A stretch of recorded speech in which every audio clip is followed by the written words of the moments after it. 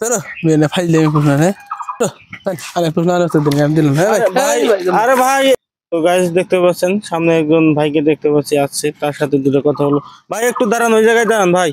একটু দাঁড়ান ওই জায়গায় দাঁড়ান ভাইয়ের সাথে দুটা কথা হচ্ছে ভাইয়ের নাম কি আমার নাম মোহাম্মদ হোসাইন আহমেদ ভাইয়ের বাসা কোথায় এই যে ভাষা তো ভাই আপনার কাছে আমার প্রশ্ন হচ্ছে আমি আপনাকে দু তিনটা ধাঁধা প্রশ্ন করব তো ধাঁধা প্রশ্নের উত্তর দিতে পারলে আপনার জন্য সামান্য কিছু পুরস্কার রয়েছে এ ভাই আমার কাম আছে রে জামগা বাজার যাম কাম আছে তাড়াতাড়ি কর ভাই বেশি সময় লাগবে না 4-5 মিনিট মধ্যে হয়ে যাবে তো আপনার জন্য প্রথম প্রশ্নটা যে হচ্ছে সেটা হলো বাঘের মতো লাফ দেয় কুকুরের মতো বসে পানির মধ্যে ছেড়ে দিলে শোলা হয়ে ভেসে বাঘের মতো লাভ দেয় কুকুরের মতো হয়ে বসে পানির মধ্যে ছেড়ে দিলে শোলা হয়ে ভেসে এই দাদার উত্তরটি দেন এই তো সোজা ব্যাং ব্যাং ওই ব্যাং থাকে না ওই ব্যাং আপনি খুব সহজে একটা প্রশ্নের উত্তর দিয়েছেন আপনাকে ধন্যবাদ তো আরেকটা প্রশ্ন হচ্ছে হাসিতে হাসিতে যায় নারী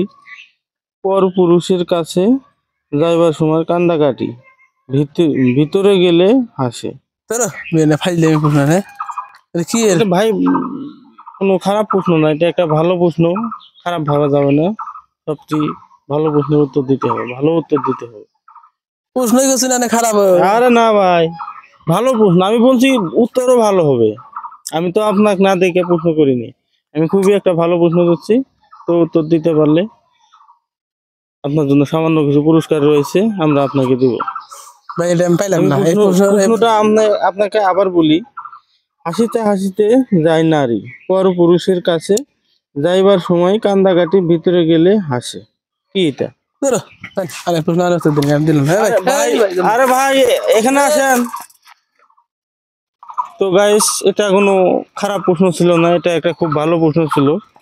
তো এই উত্তরটা হবে মেয়েদের হাতে চুড়ি